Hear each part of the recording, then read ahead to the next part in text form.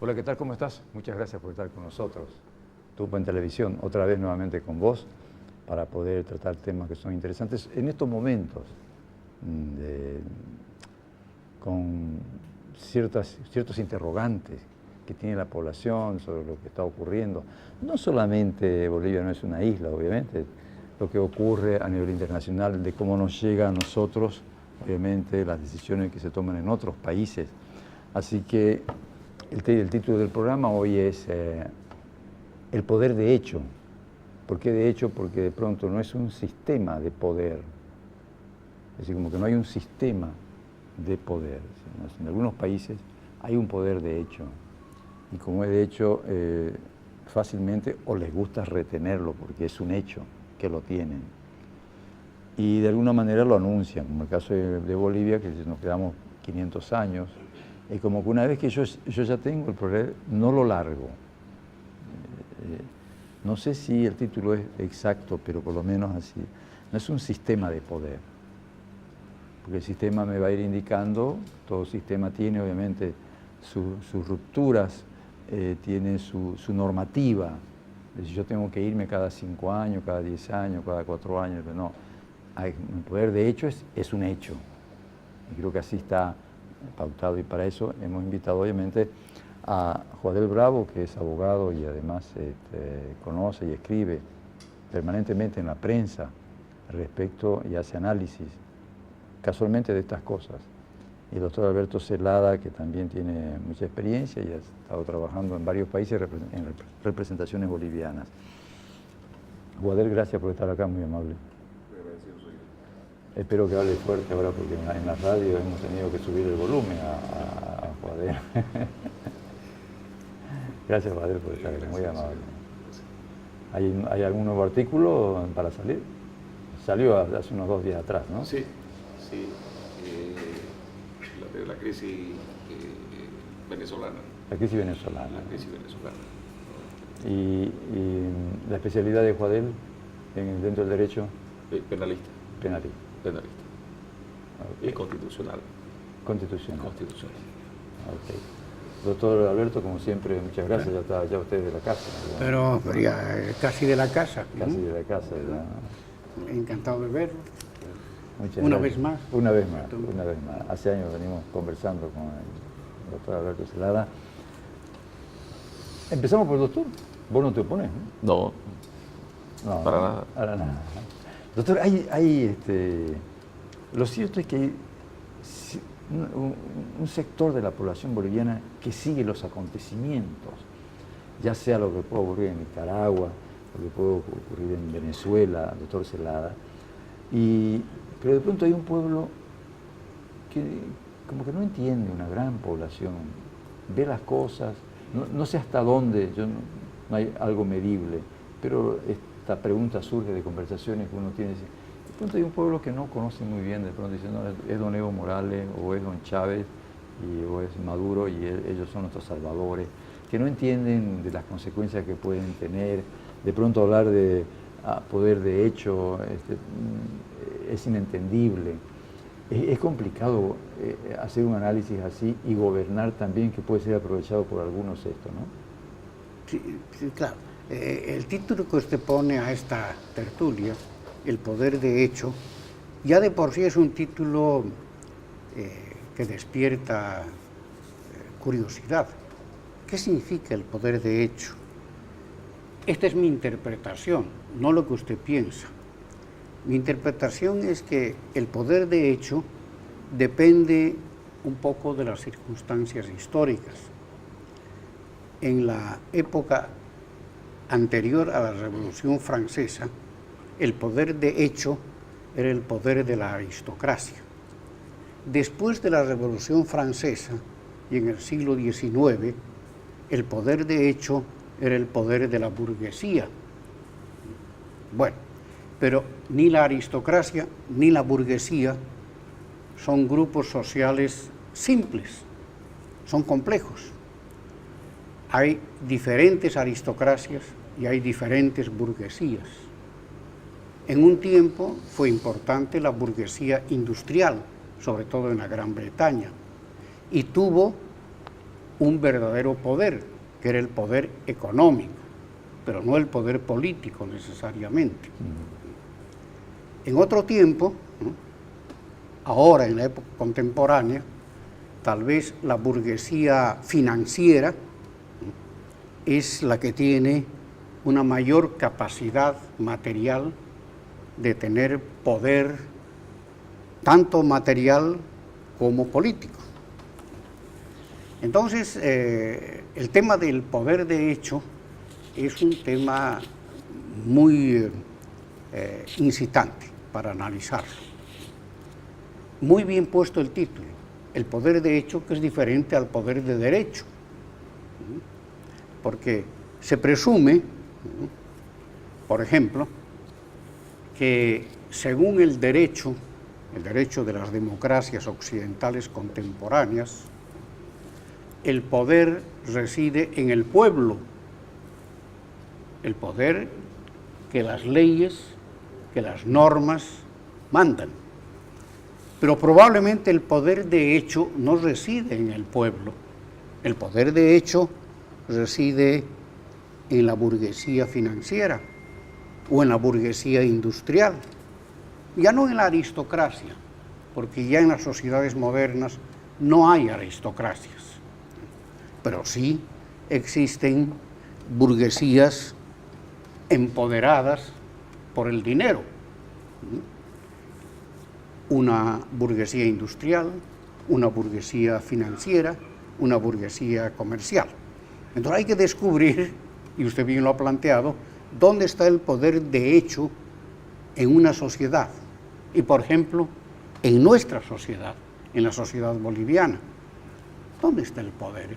El poder está en el pueblo que vota, ¿no?, cada 4 años para elegir nuevos gobernantes, para que los representen en la gestión del Estado, o el poder está, ¿no?, en grupos sociales de determinadas características, que pueden ser una burguesía, pueden ser, repito, una aristocracia no, porque la aristocracia ya ha pasado un poco a la historia, ¿no?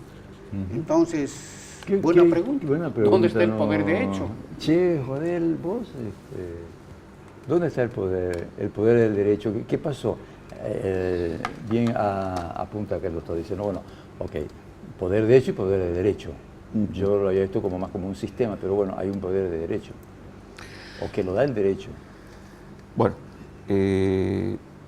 empezaremos por el artículo primero de la Constitución, que establece entre varios tópicos que Bolivia es un país de derecho, es decir, donde rigen las leyes. Nos vamos a regir por las leyes. Está la democracia, ¿no? Y fundamentalmente dispone de que somos un país, más que de derecho, somos un país constitucionalista.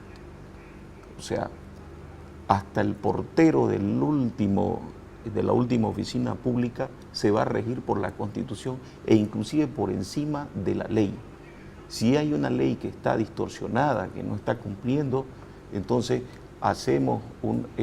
vamos a sopesar aquello con lo que establece la Constitución en cuanto a derechos y garantías. No nos olvidemos que la Constitución viene a ser la camisa de fuerza para quienes detentan el poder. Es la camisa de fuerza para la policía, por ejemplo, que no puede ingresar a cualquier domicilio si no está en la comisión de un delito flagrante, si no hay una orden judicial de allanamiento, etc. Y entonces, eso es en el deber ser que se nos dice o nos dicen quienes nos gobiernan, ¿no? Sea a nivel municipal, sea a nivel departamental, sea a nivel nacional. Pero el poder de hecho, ¿no?, en realidad no está obedeciendo todo esto que manifiesta la Constitución cuando habla de un Estado de Derecho, un Estado constitucional, un Estado democrático, porque ahí vemos una justicia que no está funcionando. Vemos de que no se está respetando, por ejemplo, la Constitución cuando dice solo tienes 2 mandatos a cualquier gobernante, sea municipal, departamental, Cuando diputado. no se cumple eso. Estamos ante un poder de hecho, estamos en una barbarie. Volvemos a la antigüedad, donde el más fuerte es el que manda. Y no interesa si es justo o injusto.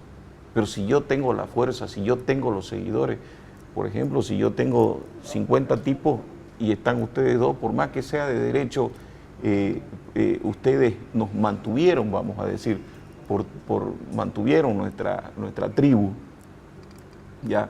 Ustedes cazaban mientras yo nacía, mientras a mí me amamantaban, ustedes eran el que traía el alimento. Entonces, ahora que yo puedo ir a cazar, es justo y correcto que yo retribuya ya a estas personas que me educaron, me hicieron crecer, pero que ha llegado físicamente a un estado en que ya no pueden ir a cazar, pero yo tengo la condición física.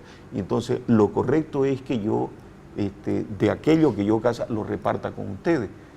Pero resulta que por el poder de hecho, yo decido que no, porque yo tengo que dárselo a mi ejército y no quiero dárselos a ustedes. ¿Por qué voy a gastar en ustedes? Ustedes son tipos que ya no me sirven, pienso yo, y me olvido de que la sabiduría que ustedes tienen no la estoy rescatando, porque esa es la naturaleza, ¿no?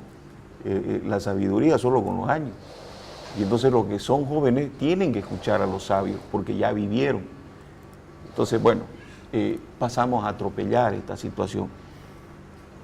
Y esa es la realidad, lo que vemos pues a diario, todos los días en las noticias, toda la problemática nacional con esto de la reelección, ¿no? El Tribunal Constitucional que quiere o se interpreta que habría borrado artículos de la Constitución y facilita la apertura de nuevos candidatos, etcétera. Entonces, eso es lo que está sucediendo como poder de hecho, que resulta que ciertas personas, por ejemplo, son blindadas, no van a la cárcel, y que flagrantemente se les encuentra, ¿no?, la situación. Por ejemplo, se le prohibió a algún candidato ser candidato ya porque había presentado una encuesta y se le corta a él y una serie de otros, ¿no? Creo que llegaban a 200 candidatos, faltando una semana inclusive. Entonces ahora, como dice el dictado, por la vara que mide serás medido, ahora resulta que esa oposición le dice al gobierno que en algún momento extrañó aquello, le está diciendo ellos. Y veremos qué saca la Corte Electoral, veremos si está en derecho o va a ser de hecho. ¿No? El cuestionamiento viene si cómo alimentamos nosotros, si como sociedad vivimos porque al final de cuentas los gobernantes salen nomás de la sociedad. Si no hay un momento de ruptura.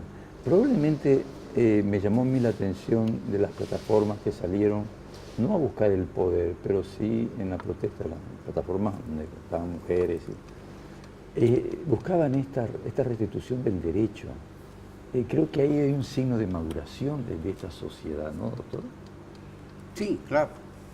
Es un signo de maduración de la sociedad, de que la sociedad se incline a ordenar su conducta, su comportamiento por las normas jurídicas, por el derecho. Es un avance importante. ¿Cómo? El comportamiento humano, la conducta, se guía por diferentes normas. Y el otro, faltando 10 en un minutos. tiempo tuvieron predominancia las normas de la moral católica o de la moral cristiana o de la moral religiosa. En otro tiempo tuvieron preponderancia las normas impuestas por el poder real, por el poder de hecho, ¿no? En otro tiempo, que es el tiempo que vivimos actualmente, el comportamiento colectivo se inspira, se fundamenta, se basa en las normas legales que hemos adoptado por consenso, por acuerdo, entre los miembros de una sociedad. Es lo que se llama el Estado de Derecho, ¿no? Entonces tenemos que respetar esas normas. El entendido es eso. Si nosotros mismos hemos adoptado esas normas, entonces tenemos que respetarlas, tenemos que acatarlas. Desafortunadamente, las normas por sí mismas no tienen suficiente poder como para imponerse en el comportamiento individual y colectivo. Las normas tienen que estar acompañadas por un anuncio de sanciones. Eso quiere decir que todos tenemos que tener la sensación y la certeza, no solo la sensación, de que si no nos comportamos de acuerdo a lo que las normas dicen, seremos pasibles a una sanción que impone ¿quién? Que impone el Estado. Que generalmente no llega, esas sanciones, digamos. Unas veces llega, otras veces llega imperfectamente. A veces, ¿no?, se utiliza esta lógica, ¿no?, para imponer excesivas e irracionables sanciones. Y el Estado se vuelve un persecutor de la libertad individual, que amenaza la libertad individual. Otras veces, ¿no?, el Estado se convierte en un sancionador aceptable, razonable. Como por ejemplo, Joadel, no es una cosa menor que Brasil, Paraguay y Chile han hecho la carretera bordeando Bolivia, la carretera, por ejemplo, no han decidido. Fíjate vos ese dato, pido tu opinión, así rapidito, tipo televisión, tiempo televisión. Las convulsiones en que vive este país constantemente, todos los días es paro, huelga, la única forma de hacerse valer, reconocer, escuchar en este país es el que tiene fuerza. Los gremialistas el otro día tomaron desde la plaza hasta la fiscalía y paralizaron la ciudad. El otro día les tocó a los micreos. Porque todo es de hecho. Exactamente. Porque saben que el derecho no funciona y tienen que hacer la presión de hecho. Exactamente. ¿No? En Brasil se dio recientemente, en el gobierno de Temer, lo asfixiaron los transportistas. Pero eso no se había dado en años, en muchísimos años. Acá eso es el común denominador. Y entonces somos un país conflictivo, no somos maduros, no respetamos las normas, no sabemos dirimir nuestros asuntos en los tribunales, porque no los respetamos, siempre queremos dominar el tribunal, siempre queremos tener la carta bajo la manga, ¿no? Entonces, desde que se fundó Bolivia no llegamos a una institucionalidad. No hemos logrado hacer instituciones en este país. No se respetan las instituciones, ¿no? Entonces, yo creo que pues, los vecinos no son muy diferentes de nosotros, ¿no? Pero nos miran como muy conflictivos, ¿no? Brasil no está lejos, Paraguay, Chile no está tan lejos de nosotros, Argentina, que sí, también tienen sus propios problemas. A veces comparando tenemos cosas muy buenas en consideración a ellos, pero ese problemita de que mañana se fregó la, sí, pero la diferencia es grande, se fregó la luz de la cancha del barrio y cerramos la calle. Sí, pero hoy, por ejemplo, ninguno de ellos ya superaron eso de que yo me quedo, hago una constitución para siempre. Ah, no. Y ese no es un dato menor. No, ahí está Paraguay, ¿no? El tipo se quiso reelegir y bueno, y le quemaron el palacio, ¿no? Entonces, señor de que el anterior, ¿no? Pero la diferencia es grande, entonces. Es decir, somos iguales en muchas cosas, pero en el pulimento tienen más claro el concepto del derecho, de hecho, y el concepto del derecho. Es decir, hay un sistema ya de derecho respetable. Fíjate vos cómo en Brasil, Sergio Moro les mostró al país, acá hay un derecho. Y va y lo mete a Lula. Bonadío en la Argentina está haciendo su trabajo. Bueno, en Paraguay el pueblo fue y quemó la casa por si se le ocurría. En Chile ya superaron eso, ya a nadie se lo olvidó.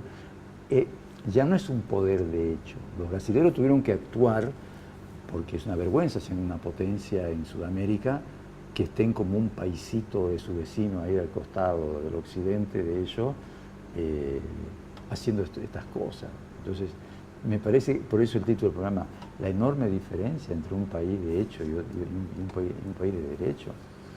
Es decir, cuando vos decís somos casi iguales, sí, pero no. En esa parte, la diferencia es grande. Claro, no, yo hablo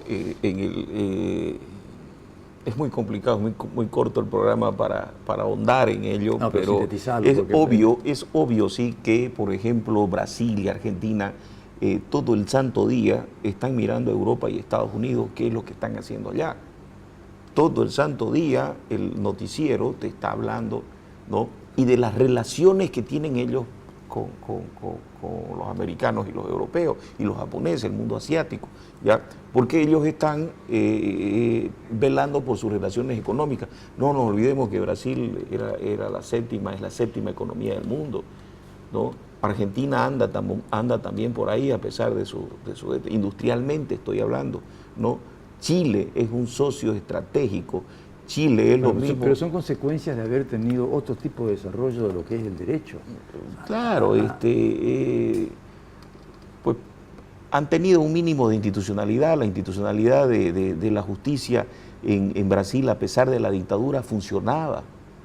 Funcionó la justicia. Por eso es que no es que Moro solito lo hizo, no, es que viene la estructura, viene, ¿no? Los jueces son considerados como los curas. Si queremos el litigio del pueblo, aquel que pelea su chancho, su gallina, está garantizado para la corrupción, porque tienen una retribución para estos servidores públicos acorde a la importancia y responsabilidad. No podemos hablar, sí, de cuando tenemos litigios, por decir, de grandes empresas, obviamente se juegan millonadas, y entonces ya hay, como dijo este magistrado americano, llegaron a mi precio, me voy, dijo. Pongamos un caso, doctor Celar. Están enjuiciando ahora a todos los candidatos, o por lo menos 3 de ellos grandes, con esto que está apareciendo de las privatizaciones y la capitalización. Justo en este momento, por ejemplo, ahí está un poder de hecho. Yo lo saco cuando quiero, cuando puedo. Esto no salió hace 5 años atrás. Pero no pueden hacerlo porque el derecho prohíbe ya un asesinato, el delito más grave, quitarle la vida a otra. Si yo en 8 años no echo andar a la maquinaria jurídica, al 8 años un día Sí, pero los daños al Estado prescribe. No. Es a partir de esta Constitución. Y hay una sentencia, fíjense ustedes que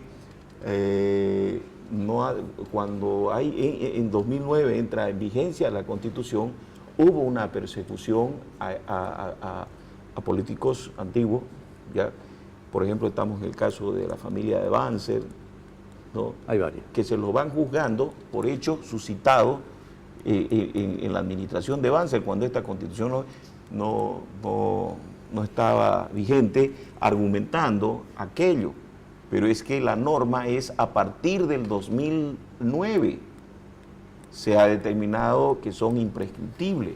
Pero de 2009 para atrás, si no lo hiciste, porque como esa norma no regía en esa época, entonces ahora ya no podés retrotraer. Pero sin embargo, la intención es esa. Sí, pero no se puede. Y eso, existe una sentencia constitucional del Tribunal Constitucional que fue gestionada por el candidato político bombón, el capitán Manfred Reyes Villa. Existe una sentencia constitucional y se pararon esas persecuciones, si ustedes pueden ver. Yo atendí varios casos en ese sentido y utilizando esa sentencia constitucional que terminaron, bueno, dejémosla acá. Ok. Vamos a hacer un pequeño corte y volvemos enseguida.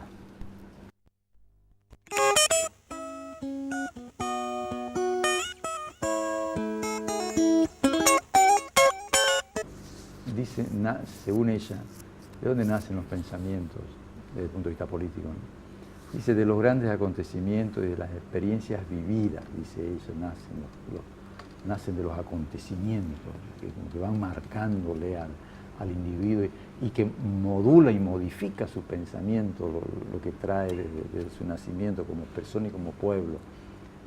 ¿Qué acontecimientos o qué experiencias vividas moldearon, según su concepto de usted, doctor Zelada, el pensamiento boliviano? ¿Hay algún acontecimiento que usted considere que marcó y dejó todo esto? A lo largo de toda nuestra historia. De toda la historia. ¿Sí? Sí. No, yo creo que han habido diferentes momentos. Han existido hechos históricos que han marcado el pensamiento de quienes piensan, de quienes elaboran ideologías, elaboran programas políticos, ¿no? La primera época de nuestra historia fue la época de la independencia. Entonces, había que tener, ¿no?, un pensamiento que justifique la independencia. ¿Por qué somos independientes? ¿Por qué nos hemos deshecho, ¿no?, del poder colonial español? Entonces, ahí viene un primer desafío para quienes piensan. Y es la época del republicanismo posterior a las guerras de la independencia. Hay muchos pensadores, o si no muchos, hay pensadores, ¿no?, que explican por qué este territorio llamado la Audiencia de Charcas en el sistema español decidió constituirse como un Estado llamado la República de Bolívar. Entonces ellos tratan de explicar cómo fue ese proceso, a qué se debió, a qué respondió. Entonces ahí viene una primera ideología. Luego viene una siguiente ideología, ¿no?, que ya es hacia mediados del siglo XIX. ¿Por qué optamos por un sistema político republicano y no por un sistema político, por ejemplo, monárquico? Bolívar nos propuso un sistema político un tanto monárquico. Él nos envió un proyecto de constitución que establecía la presidencia vitalicia del Estado. Eso es un sistema semimonárquico, una monarquía electiva, no una monarquía hereditaria, porque siempre en Europa existieron dos tipos de monarquías: la monarquía electiva, elegida por el pueblo, y la monarquía hereditaria.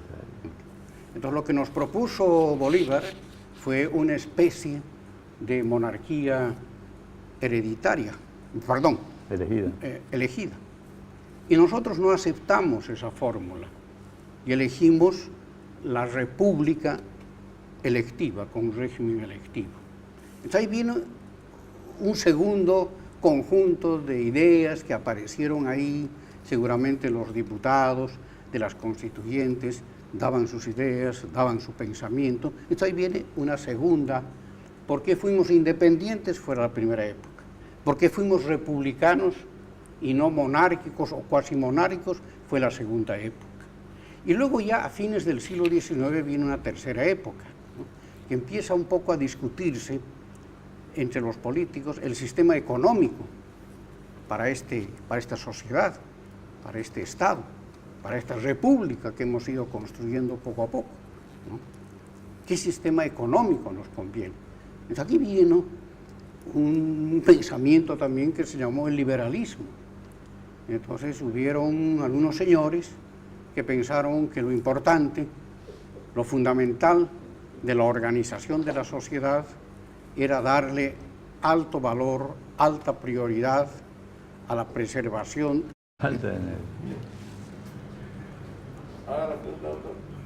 ¿Verdad? Ok, entonces, usted lo da, doctor Zelada, da esta explicación que usted está dando como las tres fundamentales. Exacto, ¿no? Sí. En que moldean el pensamiento. Después vienen otros. ¿no? Para vos, Joadel, ¿qué acontecimientos moldean el pensamiento boliviano? Sí. Complicado. Para vos, complicado. No, metele. No, él no tiene todavía tiempo televisión en el tiempo, pierde segundos, sí. Para pensar. Sí, está. Es que los que demoran un poco piensan mejor. Sí. Sí. Gracias. ¿Qué es lo que moldea? ¿Qué acontecimientos constituyen elementos que modifican o moldean el pensamiento de una nación para que dé esto en lo que vivimos? Bueno, yo creo que fue después de la dictadura, la democracia que viene, en realidad fue un saqueo. Fue un saqueo. ¿Qué fue saqueo? Un saqueo, la administración, toda esta administración ¿En qué de la época? democracia. ¿Siempre o cuándo? Sí, hubo siempre un saqueo y entonces deriva en una situación que se elige algo novedoso. Yo creo que Evo Morales en su momento fue Bolsonaro. Se cansan de todo y entonces dicen, a ver este tipo, un tipo desconocido, ¿no? Sin un partido político, en fin. Y entonces van por algo nuevo, porque estaban cansados de todo lo que estaban ahí. Lamentablemente, yo creo que sí, no responde a las pretensiones del pueblo. Esto como lo último, pero el pueblo viene desde el año 1825. ¿Qué acontecimientos hay que van, que llegamos a esto, a vivir en el poder de hecho? La falta de institucionalidad. ¿Cómo? La falta de institucionalidad. Pero no tenemos instituciones. ¿Pero por qué se llegó a la falta de instituciones? Porque nunca se construyó instituciones, porque siempre tuvimos caudillos, porque siempre hemos vivido de la mano de un tipo, porque solo ese tipo es el que nos puede llevar adelante. Es como si Dios se encarnara, lo miramos a los caudillos de esa manera, ¿no? Y no pensamos que tenemos que construir un Estado, un Ministerio Público, una policía, qué sé yo, que lo que están administrando ahí van a estar un tiempito y se tienen que ir. Y entonces, como en otros países donde tenemos instituciones que lo que dicen, por ejemplo Inglaterra, determinaron el Brexit, les está haciendo un daño terrible, terrible, pero tienen que cumplir con lo que dijo el pueblo, ya por 2 o 3 votos, ya ganaron, ganó la idea de que tienen que divorciarse de Europa en un mundo globalizado, en un mundo que no puede darse ese lujo Inglaterra, ya. Y los pensantes, los que conocen verdaderamente, los que entienden, los economistas, la mayoría ya sabe que es dañino, pero tienen que respetar la institucionalidad de ese referéndum que dijo vamos no. Y entonces ahí es, vámonos, pero vámonos, ¿cómo? ¿Cómo no? Negociemos. Están en el cómo ahora. Exactamente, pero se fija ese respeto a la institucionalidad, ¿no? Y peor que sale, los socialistas dicen, hagamos un nuevo referéndum, dicen. Y la actual gobernante, a pesar de que le puede costar el cargo, ya dice, no, vamos a respetar el voto. Haremos, no sé qué haremos, inventaremos algo, otra relación, otro tipo de relación, pero hay que respetar a ese soberano que determinó algo. Yo les pregunto a ustedes, a los dos, ¿no modificó el pensamiento, el origen de ese pensamiento boliviano, la guerra del Pacífico, por ejemplo, la guerra del Chaco, el colgamiento de Villarruel? Probablemente, no lo estoy dando como una afirmación, digo, perdimos y ni modo. Entonces, imaginémonos que la gente dijo, a ver, o sea que ya no vamos a tener mar. Y vino la guerra del Paraguay, 50.000 muertos. Y con vergüenza porque lo cambiaron al presidente en plena guerra, un golpe de Estado en plena guerra. No sé si el colgamiento de Villarruel constituye esto o esto último, de lo de La Haya, que dice ustedes, no más.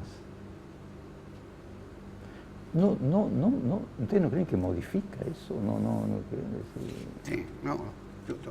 Yo creo que... Pregunto, no estoy afirmando. No, en la historia de Bolivia, ahora no sé si es solo la historia de Bolivia.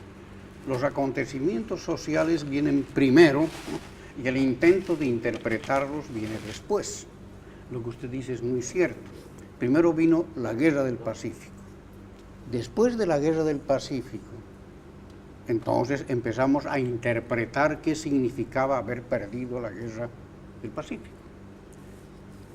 Después vino, usted se ha saltado mucho en el tiempo, y vino, por ejemplo, el colgamiento de Villarroel. Entonces, después de eso empezamos a pensar qué significaba el colgamiento de Villarroel. Esto no nos debe llamar la atención. En todos los países del mundo, en todas las sociedades, la sociedad camina mucho más rápido que el pensamiento. El pensamiento es siempre a posteriori. El pensamiento surge cuando los hechos ya han ocurrido. Y el pensamiento trata, ¿no?, de interpretar qué ha significado lo que ha ocurrido, y si lo que ha ocurrido ha sido malo, entonces elaboraremos algunas ideas para que ya no se reproduzca lo malo. Si el acontecimiento ha sido bueno, elaboremos algunas ideas para que lo bueno se repita. Esa es la lógica del pensamiento y de los hechos históricos. Los hechos históricos ocurren antes, ¿no?, que lo que se piense. ¿Pero qué pensaría un boliviano de aquel tiempo? Decir que no puede, que fue incapaz, que, bueno, y es su gobernante, y y es lo mismo. Estoy tratando de decir, y esa impotencia fue llevando a que espere un salvador, quizás. En algún momento venga un salvador. No, perdóname, es que muchos, ¿no?, los que están en el acontecimiento muchas veces no son los más idóneos para interpretar el sentido del acontecimiento. Pero sufren son los que vienen después. Por eso, pero nosotros ahora después estamos... Ahora sí. Pero lo que estamos tratando de decir que... Pero ellos sintieron el golpe. ¿Sí? ¿Y ahora? ¿Y ahora? Nosotros no sentimos el golpe, ¿no?, pero podemos pensar en el golpe. Nosotros no sentimos la Guerra del Pacífico, pero podemos ahora tratar de interpretar qué significó la Guerra del Pacífico. Porque los que estuvieron en la Guerra del Pacífico no tuvieron ni tiempo ni las condiciones para pensar. Cuando te agarran los textos y dicen el Chile fue un invasor y los que estaban ahí estaban en debilidad, no estaban con las condiciones. Se va transmitiendo que alguien fue más vivo que nosotros, claro, que alguien tuvo mayor poder, y con el correr del tiempo te va generando una condición que de pronto la gente no lo nota, se nota ya en la anarquía, en el poder de hecho, en el poder de hecho. Pero es que, a ver, Cuadel me mira como diciendo, te está hablando pavada, pero bueno, no, ¿para qué? A ver, lo de Villarroel es lo que nos ha pasado siempre a lo largo de la historia boliviana. Nos enamoramos de un tipo y es un semidios, ¿no? Y es con este.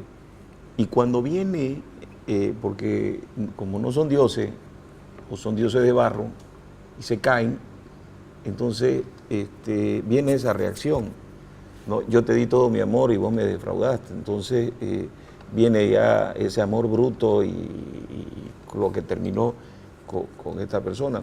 Entonces, ¿por qué hay que cambiar esta situación? Debemos de parar con los caudillos, debemos crear instituciones. Por ejemplo, los países del primer mundo tienen partidos de izquierda, tienen partidos de derecha, ¿verdad? Pero no se enamoran de un tipo.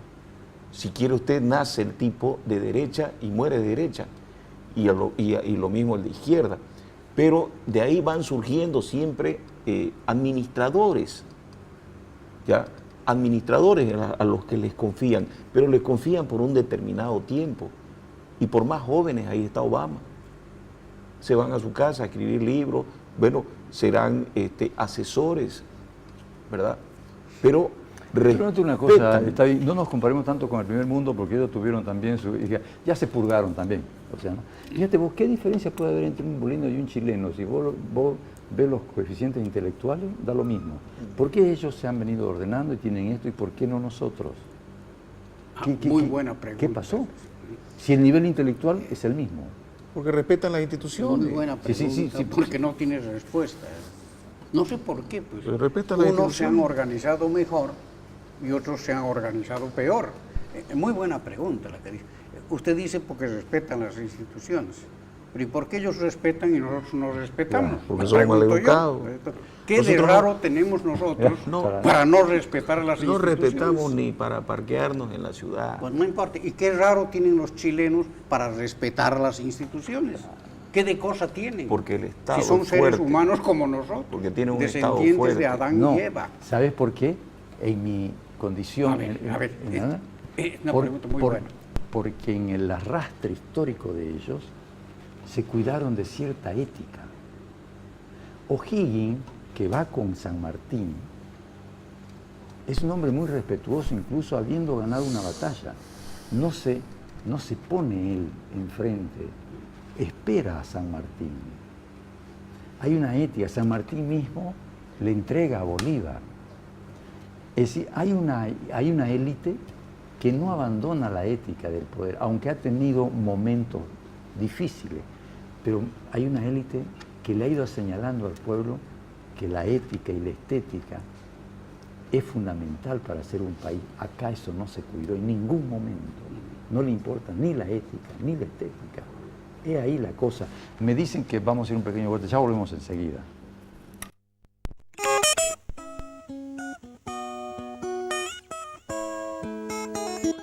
No sé cuántos minutos nos faltan. ¿5 minutos? ¿3, 4? 8 minutos. Ah, caray. Ya estamos, por favor, tiempo televisión. Ahí, claro. Quedamos entonces... Estamos en la... Ahí estaba.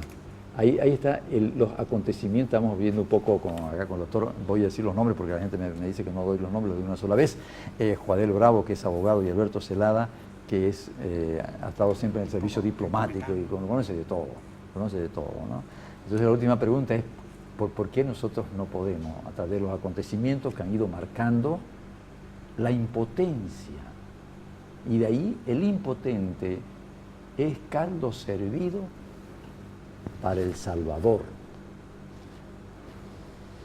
para que venga alguien y nos diga, yo voy a salvar a Bolivia. Pero ese es difícil porque tiene varios golpes, desde la guerra del Pacífico, la guerra del Chaco, fue otro golpe.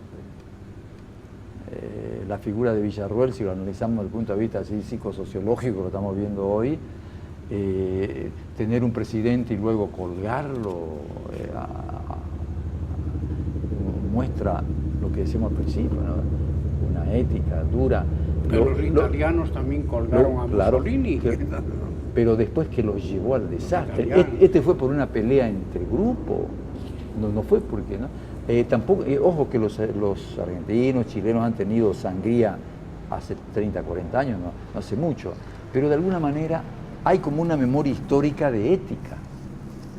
Pese a los encontronazos que ha tenido Brasil, Argentina, Paraguay, todos han tenido lo mismo que nosotros, lo mismo. El problema es por qué ellos. Si hemos tenido lo mismo. Argentina se deshizo en la década del 20 al 50, en el siglo XIX, se deshizo. Brasil y Argentina y Uruguay prácticamente deshicieron a Paraguay los tres. Pero sin embargo, hay como una memoria histérica de ética. Acá no hay, dice, no, yo me quedo nomás en el gobierno, me quedo nomás. Y no importa quién lo vea. Es complicado, se lo dejo a usted, 2 minutos cada uno. No, mira, yo no soy tan pesimista, eso ya hemos comentado varias veces con usted, ¿no? Soy realista. Yo creo que toda sociedad tiene parte de sus comportamientos ajustado a la ley y a las normas morales, y parte de su comportamiento no ajustado a nada. Entonces, un comportamiento arbitrario, un comportamiento ilegal e inmoral. Bien, Está poniendo agua tibia usted, paños tibios. No estoy poniendo aguas Sí, tibias, estoy poniendo acá primero una lógica de pensar. Pero muy eclético, en un momento grave que vive. Mire usted, por ejemplo, los chicos jóvenes no han querido ya esa explicación de que la sociedad tiene... Dicen, no, pará, vos tenés que irte. Acá no hay paño frío. Y salen a las calles. Y la gerontocracia los ha dejado ahí. Porque salieron y dijeron, no queremos el poder, simplemente que se respete la voluntad, que es la única que genera poder. Pero yo creo que este No, es el no es momento, cierto eso. esa actitud de la sociedad que no tiene un líder, que no tiene una cabeza pensante, sino es un ver, un vivir, un examinar, una desilusión que tiene el ciudadano todos los santos días de que tenía que ser el Bolsonaro, ¿ya? Y entonces va a producir los Sergio Moro que Bolivia necesita. Yo creo que estamos, ¿no?, en el quiebre fundamental. Yo creo que Bolivia, después de las elecciones, va a ser otra Bolivia, ¿ya? Y va a ser una Bolivia exigente de sus nuevas autoridades. Pero hablo a nivel de la alcaldía, gobernaciones, presidente, diputados, senadores, ¿ya?, justicia, policía, todo.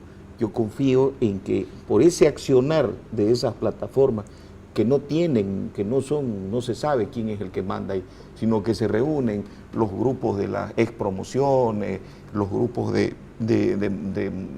Es espontáneo. Exactamente. Entonces, esos ciudadanos que los lleva en común, se han cansado de la corrupción, de la mala administración, de que nos metan los dedos a la boca, que nos mientan, que los políticos estén disfrutando mientras el pueblo no consigue tener un aparato para que no se muera un bebé como se acaba de morir, ¿no? Y entonces, a partir de ahí van a surgir esos nuevos líderes que necesitamos y que se reflejan en países vecinos, ¿no? En la Argentina tienen algo parecido, también está yendo por ahí, ¿no? Y quizás ahí vamos a pensar en que debemos tener instituciones y no caudillos, que las personas pasan, mueren, cambian, pero las instituciones Yo creo, quedan. ¿sabes por qué, Joadel? Porque, por ejemplo, ha habido una reunión en el Comité por Santa Cruz ayer y estaban los cívicos y los jefes de los partidos políticos. La plataforma no estaba. Sigue la gerontocracia ¿Por qué no? perdedora. ¿Por qué no? Porque no, pero Porque la plataforma, porque la gente no va a eso, no le interesa, no quiere. Porque esa gente, todos fallaron, todos, los de arriba, los de abajo, la clase política le falló a la sociedad. Y la sociedad quiere que se vayan todos, pero todos. Todos. Desde el portero hasta el último, que se vayan, le damos de carga y fundamos un nuevo país. Eso es lo que quiere la sociedad. Dicen las plataformas. Eso es lo que siente la sociedad. Porque nos fallaron a nivel municipal, a nivel de gobernación, a nivel de asamblea, de todas las asambleas que hay. O sea, nos fallaron todo. No nos prestan los servicios, pero nos cobran los impuestos. Ah, eso sí. Señores, ¿usted sabe qué? Se pasó un boliviano hace 10 años, ahora son 10.000 bolivianos, usted tiene que venir a pagar. Pero y el servicio, cuando quiero ir a que me pongan una inyección, etcétera, no hay. Y vemos todo ese sistema, fíjense el tema de los médicos, médicos que están incurriendo en una serie de situaciones, ya, pero por la falta de ¿Y qué le parece a usted el insumos. ¿Verdad? ¿El SUS? ¿Qué le parece el SUS? No lo he analizado, no le podría decir. No. Nos están diciendo que nos tenemos que ir, tengo otras preguntitas, pero bueno, la verdad que hasta acá, Ya, la verdad. por lo menos hemos dejado una inquietud con nuestras reflexiones, que eso es un poco la idea. Un poco la idea es esa, ¿no? Dejar pensando a la gente, ese es el aporte. Yo te agradezco, Joel, muy amable. Gracias, soy yo. Joel Bravo. Gracias, muchas gracias. ¿Cruceño, Joel? Sí. Bravo. Nací en el Brasil, pero viví toda mi vida acá. Mi padre es brasileño, mi madre es boliviana. Ah, en la mezcla, sudamericano. Sí, sí. Doctor Celada, como siempre, muchas gracias. Bueno, muchas gracias. Una última cosa quiero dejar en los pocos minutos. El problema de Bolivia no es el caudillismo, porque no hay caudillos. El problema de Bolivia es la falta de líderes sociales y políticos. Son dos cosas muy distintas, el caudilismo y el liderazgo social y político. Y el problema de Bolivia es que no tenemos líderes políticos y sociales. Gracias. Gracias. A vos que me seguís siempre, te espero la semana que viene entonces con otro tipo de programa. Muchas gracias. Hasta la semana que viene. Chao, chao.